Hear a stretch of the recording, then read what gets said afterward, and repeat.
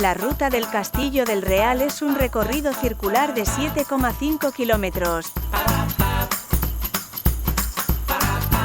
Ruta circular sencilla que nos lleva primero a visitar el Castillo del Real o del Águila, sobre cuya atalaya disfrutaremos de excelentes vistas del Camp de Túria.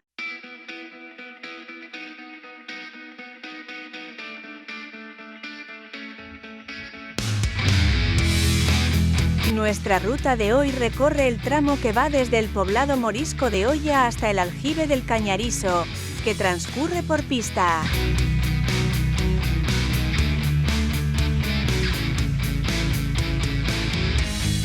El tramo más bonito es la senda de los cazadores entre el Castillo del Real y el poblado de Oia.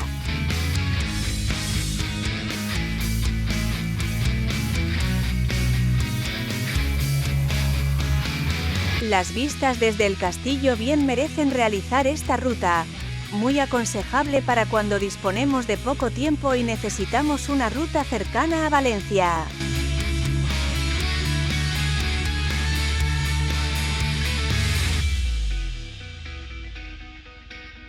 Pasamos por varias fuentes durante el recorrido: Fuente Velata, Fuente del Frare o de San Diego y otra fuente en el paraje del Arquet.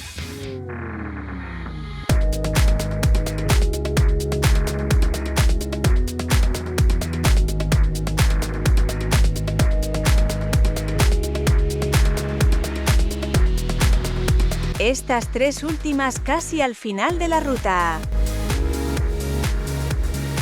Si te gustan estos mini vídeos informativos de ruta, deja tu like. Gracias, ruteros.